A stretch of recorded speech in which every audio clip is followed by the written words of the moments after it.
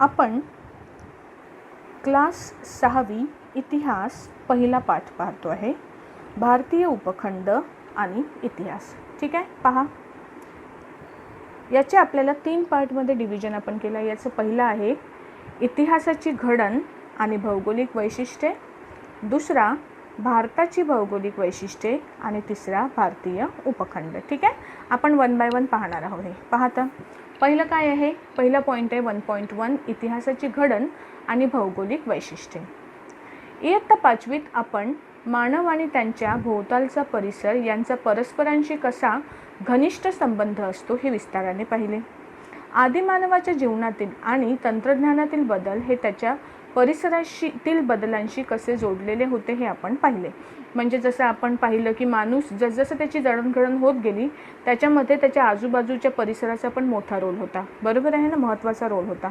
म्हणजे जेव्हा वातावरणामध्ये बदल झाला तेव्हा त्यांच्या राहणीमानामध्ये सुद्धा काय झाला, बदल झाला. हे आपण 5व्या वर्गामध्ये पाहिलेले आहे. अश्मयुगीन संस्कृती ते नदी काठच्या कृषीप्रधान संस्कृती, हा मानवी संस्कृतीचा इतिहासाचा प्रवास कसा घडला याचा आपण आढावा घेतला आहे. म्हणजे आधी माणूस अश्मयुगामध्ये कसा राहत होता, मग ते नदीकाठावर सुपीक जमीन असते, एका ठिकाणी सगळ्या गोष्टी मुबलक प्रमाणामध्ये उपलब्ध असतात, म्हणून माणूस काय झाला, एका ठिकाणी स्थायिक झाला. स्थायिक झाल्यानंतर आधी तो काय होता की जे आजूबाजूला मिळायचं ते खाऊन पोट भरायचं, पण नंतर त्याने शेती करायला सुरुवात केली. हे सगळे जे आहे आपण इतिहास मागच्या वर्षी पाहिला होता याचा. ठीक आहे ना. इतिहास म्हणजे मानवी संस्कृतीच्या प्रवासात घडलेल्या सर्व प्रकारच्या भूतकालीन घटनांची सुसंगत मांडणी. इतिहास व्याख्या दिलेली आहे, ही हिला अंडरलाईन करून घ्या. इतिहास म्हणजे मानवी संस्कृतीच्या प्रवासात घडलेल्या सर्व प्रकारच्या भूतकालीन घटनांची सुसंगत मांडणी.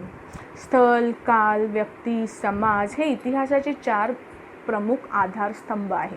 कशाच्या भरोश्यावर इतिहास टिकलेला आहे पहा, किंवा आपण इतिहासाची मांडणी कशाच्या भरोश्यावर करू शकतो. स्थल म्हणजे जागा, जिथे तू व्यक्ती किंवा जी घटना बद्दल आपण बोलतोय ती घटना कुठे घडली ते स्थल. काल म्हणजे ती कुठल्या सुमारास कुठल्या काळामध्ये घडली, कुठल्या वेळेला घडली ती व्यक्ती, कुणाच्या बाबतीत घडली, आणि त्याच्या सभोवतालचा समाज.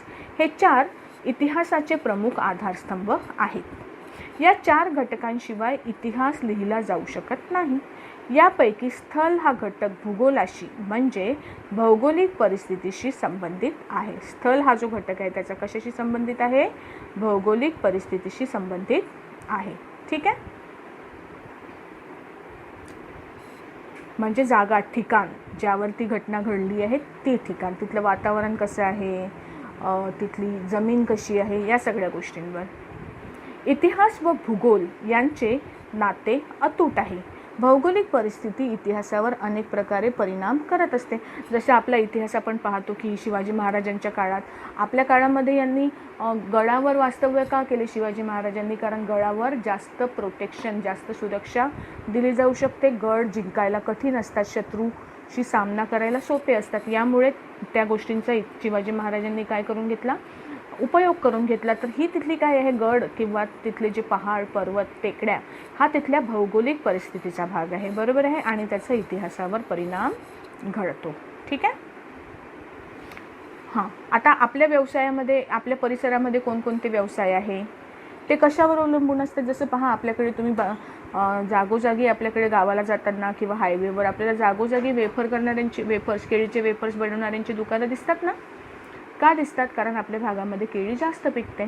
आपल्या भागामध्ये साखर कारखाने पण भरपूर आहेत ना. आपल्या गावामध्ये नाही आहे, पण आपल्या आजूबाजूच्या गावामध्ये आहेत. साखर कारखाने का असतील, कारण आपल्याकडे ऊसांची शेती जास्त होत असेल, है ना. तर या ज्या गोष्टी आहे आपल्या भागामध्ये ते व्यवसाय होतात जे आपल्या भागामध्ये पिकं घेतली जातात. बरोबर आहे, त्यांच्याशी संबंधित, आपल्या वातावरणाशी संबंधित व्यवसाय आपल्या भागामध्ये पाहायला मिळतात. ठीक आहे, पुढे पहा. आहार, वेशभूषा, घर बांधणी, व्यवसाय इत्यादी गोष्टी बऱ्याच अंशी आपण राहतो त्या परिसराच्या भौगोलिक वैशिष्ट्यावर अवलंबून असतात. तसेच घरांचे प्रकार सुद्धा. आता हे घरांचे प्रकार पहा, या आकृतीमध्ये दाखवलेले आहे. ज्या भागात आपण राहतो ना तशा प्रकारचे घरांचे डिझाईन्स आपल्या भागामध्ये सापडतात. ठीक आहे. आपल्या घराकडे पहा, आपल्या घरांना सगळ्यात जवळजवळ सगळ्या घरांच्या वरती टेरेस आहे, गच्ची आहे, सपाट पृष्ठभाग आहे. कशासाठी आहे? कारण आपल्याकडे फार गरम होतं आणि गरम असल्यामुळे आपली उन्हाळ्याच्या दिवसांमध्ये रात्री आपल्याला वरती झोपता यावं या दृष्टीने आपल्या घरांची, म्हणजे हे एक उदाहरण आहे त्याचं. जे छत आहे ते कसं असतं, सपाट असतं. आणि हे असं छत कुठे असेल बरं? या आकृतीमध्ये दाखवल्याप्रमाणे ज्या भागात पाऊस जास्त पडतो, पावसाचं पाणी जर छतावर साचलं तर घर गळू शकतं ना. मग यांचं छत पहा कसं आहे, याच्यामध्ये पाणी गळायला जागा आहे का काही? छतावर पडलेलं पाणी हे सगळं काय होईल, थोड्या वेळाने छताच्या खाली येऊन जाणार. बरोबर आहे ना. पुढे पहा, जसं आपलं हे काय वाचत होतो आपण, आहार, वेशभूषा या गोष्टी जशा आपल्या भौगोलिक वैशिष्ट्यांवर अवलंबून असतं ना, तसंच आपलं जे समाज जीवन आहे, आपलं समाज जीवनसुद्धा त्यावर अवलंबून असतं. उदाहरणार्थ डोंगराळ प्रदेशात राहणाऱ्या लोकांचे जीवन मैदानी प्रदेशात राहणाऱ्या लोकांपेक्षा अधिक कष्टाचे असते. आता डोंगराळ भागामध्ये शेतजमीन आपल्या इतक्यासारखी सुपीक नसते, बरोबर आहे. त्या भागामध्ये शेती चांगली नाही होऊ शकत. जास्त सुपीक जमीन नसल्यामुळे शेतीमध्ये उत्पादन तिथे जास्त मिळतं का? नाही मिळत. मग अशा ठिकाणी लोकांना फक्त शेतीवर अवलंबून राहता येत नाही. मग तिथले लोक काय करतात, ते शेतीसोबत शिकार पण करतात. बरोबर आहे. पहा, वाचते मी. डोंगराळ प्रदेशात सुपीक शेतजमिनीची उपलब्धता अगदी थोडी, तर मैदानी प्रदेशात सुपीक शेतजमीन मोठ्या प्रमाणावर उपलब्ध असते. त्यामुळे डोंगराळ प्रदेशातील लोकांना तृणधान्ये आणि भाज्या कमी प्रमाणावर उपलब्ध असतात, तर तुलनेने मैदानी प्रदेशातील लोकांना या गोष्टी पुरेशा मिळतात. त्याचा परिणाम खाण्यापिण्यावर झालेला दिसतो.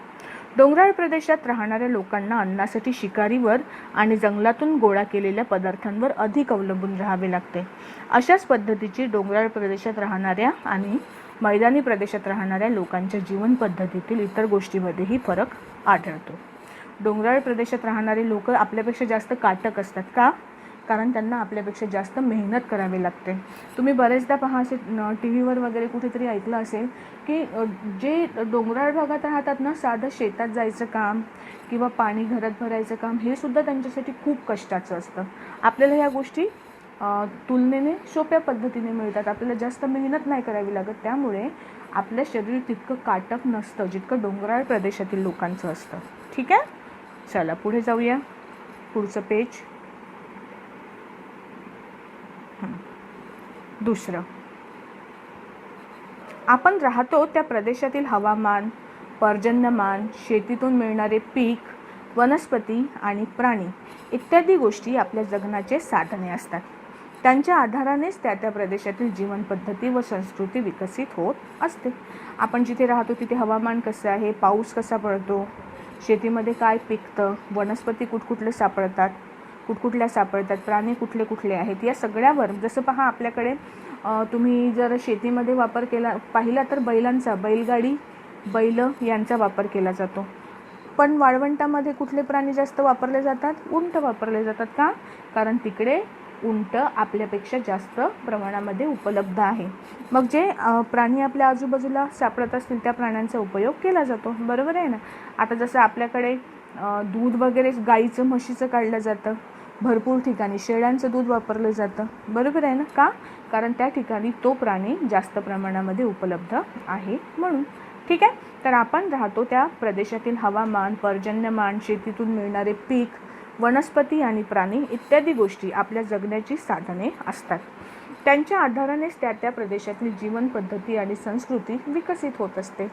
जगण्याच्या साधनांची मुबलकता जिथे असेल तिथे मानवी समाज दीर्घकाळ वस्ती करतो. आपण पाहिलं आहे मागच्या वर्षी की मानवाच्या वस्त्या कुठे जास्त प्रमाणामध्ये तयार झाल्या किंवा माणसांनी कुठे वास्तव्य केलं, जिथे पिण्याच्या पाण्याची किंवा पाणी मुबलक असेल, जिथे पाण्याची सोय असेल, त्या ठिकाणी लोकांनी काय केले, आपले घरं बांधले. बरोबर आहे.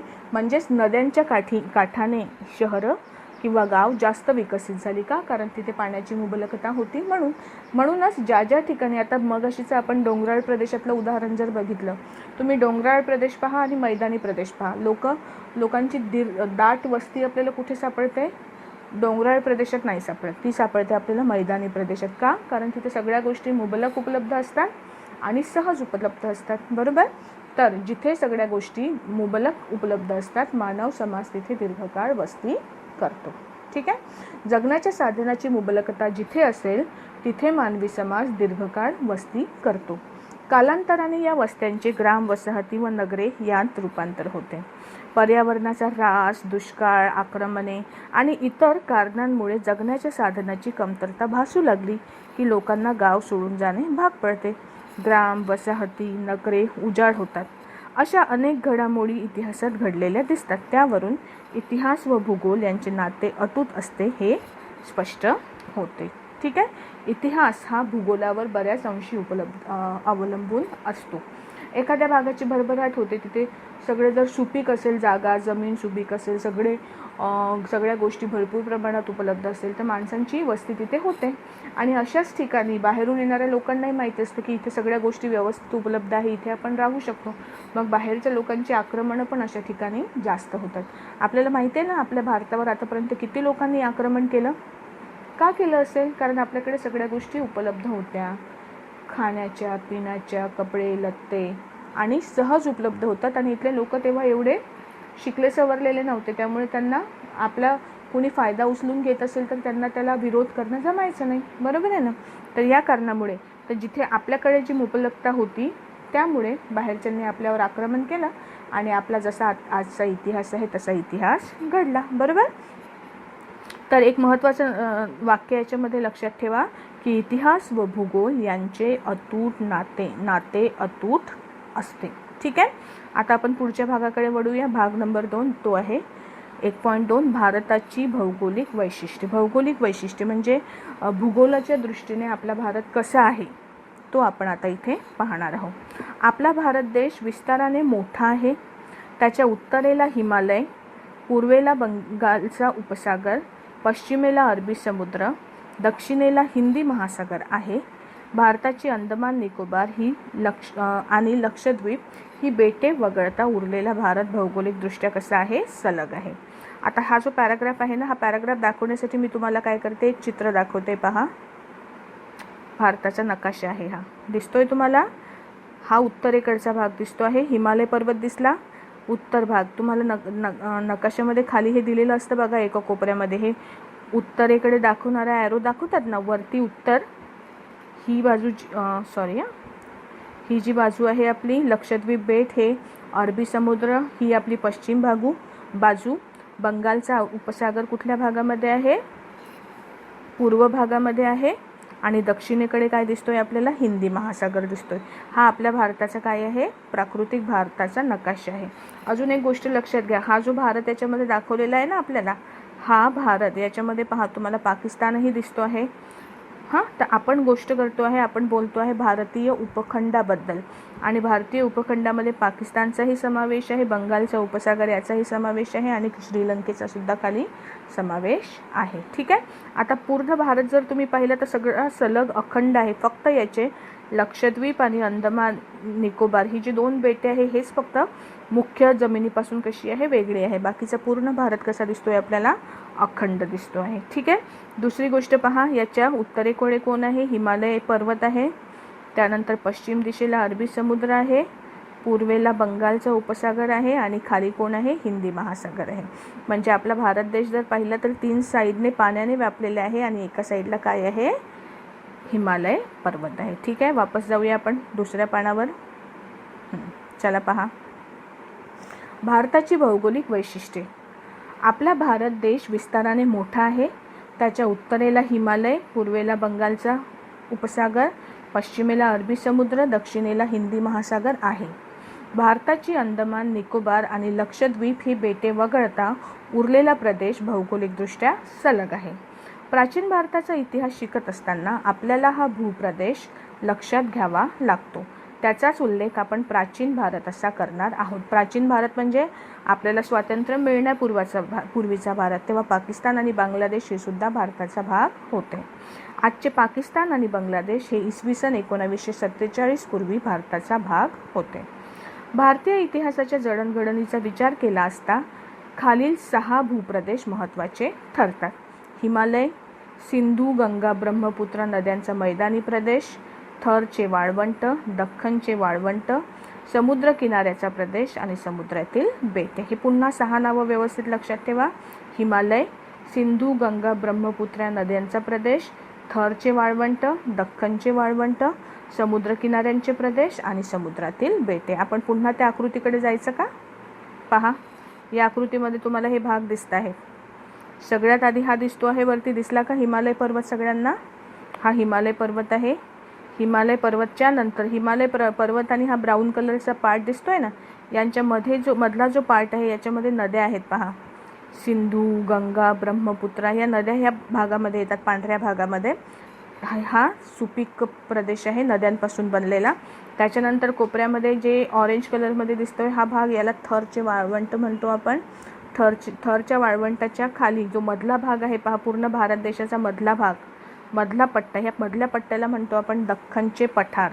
दख्खनच्या पठाराच्या अरबी समुद्राकडच्या भागामध्ये पहा, एक पांढरी लाईन दिसते ना आपल्याला अरबी समुद्राच्या आजूबाजूला, ही झाला आपला किनारपट्टीचा प्रदेश, पश्चिम किनारपट्टी. तशीच पूर्व साईडला पण एक किनारपट्टी आहे, तिला पूर्व किनारपट्टी म्हणतो आपण. आणि हे जे दोन आहे लक्षद्वीप आणि अंदमान निकोबार, हे आहे आपले बेटे, समुद्रामध्ये असणारे बेट आहेत. ठीक आहे, तर हे भारताचे कसे आहे वेगवेगळे भाग दाखवलेले आहेत. बरोबर आहे. चला वापस जाऊया. चला पहा, भारतीय इतिहासाच्या जडणघडणीचा विचार केले असता खालील 6 भूप्रदेश महत्त्वाचे ठरतात. हिमालय, सिंधू, गंगा, ब्रह्मपुत्रा नद्यांचा मैदानी प्रदेश, थरचे वाळवंट, दख्खनचे पठार, समुद्र किनाऱ्यांचे प्रदेश आणि समुद्रातील बेटे. ठीक आहे, चला पुढे पाहूया आपण. एक एक भाग आता आपल्याला यातला पाहायचा आहे. पहिला हिमालय पर्वत. इथे हिमालय पर्वताचा फोटो दाखवलेला आहे आपल्याला. बरोबर आहे. कुठल्या भागाला आहे? आपल्या उत्तर भागाला. हिमालय, हिंदुकुश व हिमालय पर्वतामुळे भारतीय उपखंडाच्या उत्तरेला जणू एक अभेद्य भिंतच उभी राहिलेली आहे. अभेद्य म्हणजे कुणीही भेदू शकणार नाही, कुणीही पार करू शकणार नाही अशी भिंत. या भिंतीमुळे भारतीय उपखंड मध्य आशियातील वाळवंटांपासून अलग झालेला आहे. मात्र हिंदुकुश पर्वतातील खैबर आणि बोलन या खिंडीमधून जाणारा खुष्कीचा व्यापारी मार्ग आहे. खुष्कीचा म्हणजे जमिनीवरचा, पाण्यातला नाही. ठीक आहे. मध्य आशियातून जाणाऱ्या प्राचीन व्यापारी मार्गाशी तो जोडला गेलेला होता. चीनमधून निघून मध्य आशियामधून अरबी प्रदेशापर्यंत जाणारा हा व्यापारी मार्ग रेशीम मार्ग म्हणून ओळखला जातो, कारण या मार्गावरून पश्चिमेकडील देशात पाठवल्या जाणाऱ्या मालात रेशीम प्रमुख होते. याच खिंडीतील मार्गातून अनेक परदेशी आक्रमकांनी प्राचीन भारतात प्रवेश केला. अनेक परदेशी प्रवासी या मार्गाने भारतात आले. आता आपला भारत जो होता, पुन्हा आपण नकाशाकडे जाऊया एकदा. हा भारत जर तुम्ही पाहिला ना, तर याच्या इकडून तर सगळ्या बाजूने पाणी आहे. पाण्यातून आधी एवढा व्यापार नव्हता होत, त्यामुळे पाणी मार्गाने आपल्याकडे संकट येण्याचा चान्स कमी होता.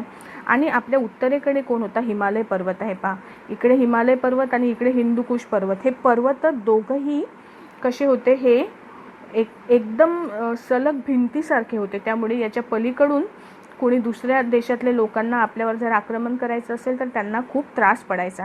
पण त्यातही पहा, हे हिंदुकुश पर्वतच्या मध्ये एक गॅप दिसते आहे. या गॅप दिसते ना इथे, खैबर खिंड आणि बोलन खिंड नाव दिसत आहेत का? हा एक मार्ग होता ज्या मार्गाने पश्चिमेकडचे लोक आपल्यावर काय करू शकत होते? आक्रमण करण्यासाठी येऊ शकत होते. जे आले ना आपल्या देशामध्ये, मुघल आले, त्याच्या आधी पण कोणी आलं होतं, त्याच्यानंतर मुघलांनंतर पण खूप लोकांनी आपल्या देशावर आक्रमण केलं. तर पहिले ते खुष्कीच्या मार्गाने, म्हणजे जे जमिनीवरचा रस्ता होता त्या रस्त्यावरून खैबर खिंड, बोलन खिंड या मार्गाने ते भारतामध्ये किंवा भारतीय उपखंडामध्ये त्यांनी प्रवेश केला. बाकी सगळ्या बाजूंनी मात्र हिमालय पर्वत होता आणि त्यामुळे हिमालय पर्वतामुळे काय होत होतं? भारताचं रक्षण होत होतं. ठीक आहे, चला. तर या खिंड्यांचं नावं लक्षात ठेवायचे तुम्हाला. कोणत्या खिंडी आहेत या? खैबर खिंड आणि बोलन खिंड. कोणत्या पर्वतामध्ये आहे? हिंदुकुश पर्वतामध्ये. आणि इथून येणारा जो मार्ग आहे त्या मार्गाला रेशीम मार्ग का म्हणतात? कारण या रेशीम मार्गातून जास्तीत जास्त कशाचा व्यापार होत होता? रेशीमाचा व्यापार होत होता म्हणून. ठीक आहे, तर पहिला आहे आपलं कोणता? हिंदुकुश हिमालय पर्वत. हे पहा, इथे खैबर खिंड दाखवलेली आहे. रस्ता दिसतोय का? हा रस्ता, हा मार्ग आहे ज्या मार्गातून तुम्ही भारतामध्ये प्रवेश करू शकता, पहाडांमधून, पर्वतांमधून. दुसरा प्रदेश आहे सिंधू गंगा ब्रह्मपुत्रा नद्यांचा मैदानी प्रदेश. सिंधू गंगा आणि ब्रह्मपुत्रा या 3 मोठ्या नद्या आणि त्यांच्या नद्या यांचा खोऱ्यांचा हा प्रदेश आहे. म्हणजे हा जो प्रदेश आहे सिंधू गंगा आणि ब्रह्मपुत्रा नद्यांचा, सिंधू गंगा ब्रह्मपुत्रा 3ही नद्या या हिमालय पर्वतातून काय होतं, यांचा उगम होतो आणि त्यांना भरपूर आणि बारमाही पाणी असतं, त्यांना नेहमी पाणी असतं, बरोबर. आणि या नद्यांमुळे हा जो आणि त्यांच्या उपनद्यांमुळे हा आजूबाजूचा जो परिसर आहे हा खूप सुपीक झालेला आहे आणि सुपीक असल्यामुळे इथे शेतीमध्ये उत्पादन जास्त होतं, बरोबर. सिंधू गंगा आणि ब्रह्मपुत्रा या 3 मोठ्या नद्या आणि त्यांच्या उपनद्या यांच्या खोऱ्यांचा हा प्रदेश आहे. हा प्रदेश पश्चिमेकडे सिंध पंजाबकडून पूर्वेकडे सध्याच्या पुढच्या पानावर जाऊया, सध्याच्या बांगलादेशपर्यंत पसरलेला आहे. भारतातील सर्वाधिक प्राचीन नागरी संस्कृती हडप्पा संस्कृती आणि त्यानंतरची प्राचीन गणराज्य साम्राज्य याच प्रदेशात उदयास आली. जे आपल्या देशामधली सगळ्यात चांगली आणि जिथे भरभराट जास्त झाली अशी जी संस्कृती आहे ती सगळी गंगा त्यानंतर सिंधू आणि ब्रह्मपुत्रा नदीच्या आवारामध्ये पाहायला मिळते. ही जी हडप्पा संस्कृती आहे ना, ही कुठे आहे आता ही पाकिस्तानामध्ये ही आता पाहायला मिळते. म्हणजे आधी भारताचा भाग होता पण आता ती पाकिस्तानामध्ये गेलं आहे. ते माहीत आहे का तुम्हाला, आफ्रिका खंडातील सहारा वाळवंट हे जगातील सर्वात मोठे वाळवंट आहे. जगातील सर्वात मोठं वाळवंट कुठलं आहे? आफ्रिका खंडातील सहारा वाळवंट. आता तिसरा जो भाग आहे याचा आपल्या भौगोलिक प्रदेशाचा तो आहे थरचे वाळवंट. थरचे वाळवंट राजस्थान, हरियाणा आणि गुजरात या प्रदेशातील काही भागांमध्ये पसरलेले आहे. थरचे वाळवंट राजस्थान, हरियाणा आणि गुजरात या प्रदेशातील काही भागांमध्ये पसरलेले आहे. त्याचा काही भाग आजच्या पाकिस्तानामध्येही आहे. उत्तरेला सतलज नदी, पूर्वेला अरवली पर्वतांच्या रांगा, दक्षिणेला कच्छचे रण आणि पश्चिमेला सिंधू नदी आहे. हे थरच्या वाळवंटाच्या 4ही बाजूला कोण कोण आहे ते इथे दिलेलं आहे, महत्त्वाचं आहे. उत्तरेला सतलज नदी, पूर्वेला अरवली पर्वतांच्या रांगा, दक्षिणेला कच्छचे रण आणि पश्चिमेला सिंधू नदी. हिमालय प्रदेशात उगम पावणारी घग्गर नावाची नदी थरच्या वाळवंटात पोचते. पाकिस्तानमध्ये तिला हाकरा या नावाने ओळखली जाते. एकच नदी, ती घग्गर नावाची नदी थरच्या वाळवंटातून वाहते, हिमालय प्रदेशात उगम पावते, पाकिस्तानामध्ये वाहत जाते. आपल्या देशात तिला घग्गर म्हणतात, पाकिस्तानामध्ये तिचं नाव काय आहे? हाकरा या नावाने ओळखतात. राजस्थान आणि पाकिस्तानमधील तिचे पात्र आता कोरडे पडले आहे. का? वाळवंटामध्ये आहे, तापमान जास्त असल्यामुळे तिचं पात्र आता कोरडं पडलेलं आहे आणि या कोरड्या पात्राच्या प्रदेशात हडप्पा संस्कृतीची स्थळे विखुरलेली आहेत. ठीक आहे, ओके. पुढे चला. दख्खनचे पठार. दख्खन म्हणजे दक्षिण दिशा. आपल्या भारताचे 2 भाग उत्तर आणि दक्षिण पडतात ना, तर दक्षिण दिशेमध्ये दख्खनचे पठार आहे. एका बाजूला पूर्व किनारा, दुसऱ्या बाजूला पश्चिम किनारा यांच्यामध्ये भारताचा जो भूप्रदेश दक्षिणेकडे निमुळता होत जातो. त्याच्या पश्चिम बाजूला अरबी समुद्र, दक्षिणेला हिंदी महासागर, पूर्वेला बंगालचा उपसागर आहे. तिन्ही बाजूने पाण्याने वेढलेल्या या भूभाग समुद्रात घुसलेल्या एखाद्या त्रिकोणी सुळक्यासारखा दिसतो. या भूप्रदेशाला द्वीपकल्प असे म्हणतात आणि भारतीय द्वीपकल्पाचा बहुतांश भाग दख्खनच्या पठाराने व्यापलेला आहे. दख्खनचे पठार पहा. हा जो त्रिकोणी भाग दिसतोय ना, भारताचा खालचा भाग, दक्षिण भारतमधला हा पूर्ण भाग जो आहे, एका बाजूला अरबी समुद्र, दुसऱ्या बाजूला बंगालचा उपसागर आणि तिसऱ्या बाजूला हिंदी महासागर. म्हणजे पाण्यामध्येच असणारा हा निमुळता भाग जो आहे ना, याला द्वीपकल्प असं म्हणतात. आणि या द्वीपकल्पाचा तुम्हाला लक्षात येईल की ब्राऊन भाग हा जो आहे हा दख्खनच्या पठाराचा भाग आहे. म्हणजे जवळजवळ सगळा द्वीपकल्पाचा भाग हा दख्खनच्या पठाराने व्यापलेला आहे असं आपण म्हणू शकतो. बरोबर आहे, ठीक आहे. चला वापस येऊया.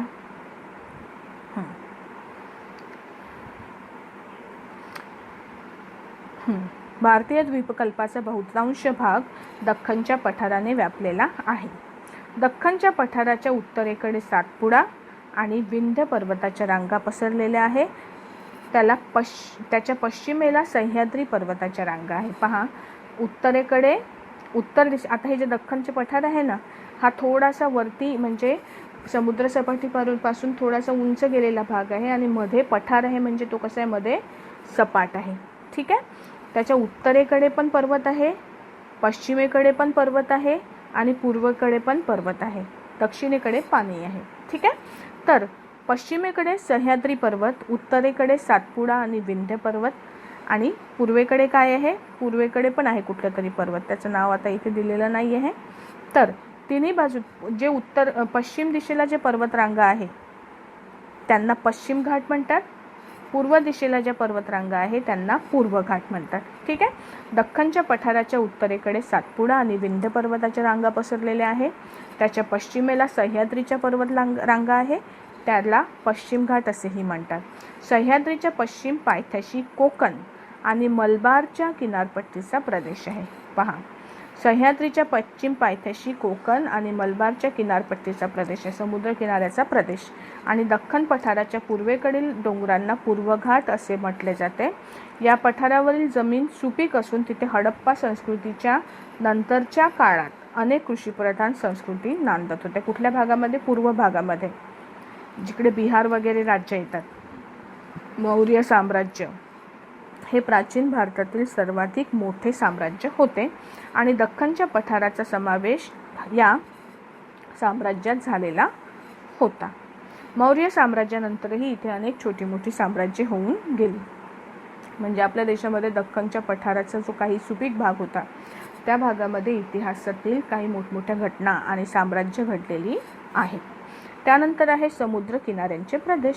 प्राचीन भारतात हडप्पा संस्कृतीच्या काळापासून पश्चिमेकडील देशांशी व्यापार चालत असे. हा व्यापार सागरी मार्गाने केला जाईल. त्यामुळे भारतातील समुद्र किनाऱ्यांवरील बंदरातून परदेशी संस्कृतींची व लोकांशी भारताचा संपर्क आणि देवाणघेवाण होत असे. आपल्याला माहिती आहे ना, वास्को द गामा भारतामध्ये कसा आला होता, तर तो समुद्रमार्गे आला होता. आणि कुठल्या सेंचुरीमध्ये आला होता तो? 16व्या की 17व्या सेंचुरीमध्ये, बरोबर. तर तेव्हापासून भारतामध्ये समुद्रमार्गाने व्यापार चालतो. का? कारण भारताला पूर्व आणि पश्चिम दोन्ही भागावर काय आहे, समुद्र किनारपट्टी लाभलेली आहे. त्यामुळे भारतातील समुद्र किनाऱ्यांवरील बंदरातून परदेशातील संस्कृतीशी आणि लोकांशी भारताचा संपर्क आणि देवाणघेवाण होत असे. नंतरच्या काळात खुष्कीच्या मार्गानेही म्हणजे जमिनीवरून व्यापार आणि दळणवळण सुरू झाले, तरीही सागरी मार्गाचे महत्त्व कायम राहिले. त्यानंतर आहे समुद्रातील बेटे. अंदमान निकोबार ही बंगालच्या उपसागरातील भारतीय बेटे आहेत. तसेच लक्षद्वीप हा भारतीय बेटांचा समूह अरबी समुद्रामध्ये आहे. बंगालच्या उपसागरामध्ये जे आहे ते आहे अंदमान आणि निकोबार, आणि अरबी समुद्रामध्ये जे बेट आहे त्यांना म्हणतो आपण लक्षद्वीप. प्राचीन काळच्या समुद्री व्यापारात या बेटांचे स्थान महत्त्वाचे असावे. Periplus of the Erythraean Sea, नाव पुन्हा पहा हा, Periplus of the Erythraean Sea म्हणजे तांबड्या समुद्राचे माहिती पुस्तक. या पुस्तकात भारतीय बेटांचा उल्लेख आहे. हे पुस्तक एका अनामी ग्रीक खलाशाने लिहिलेले आहे. ठीक आहे. तर असा होता यातला सेकंड पार्ट, म्हणजे भारताचे भौगोलिक वैशिष्ट्ये. ठीक आहे. अंदमान बेट पहा इथे दाखवलेला आहे फोटोमध्ये. ठीक आहे. आता पुढचा भाग पाहूया आपण, भारतीय उपखंड. भारतीय उपखंड म्हणजे काय? हडप्पा आणि मोहनजोदडो. हडप्पा आणि मोहनजोदडो ही शहरे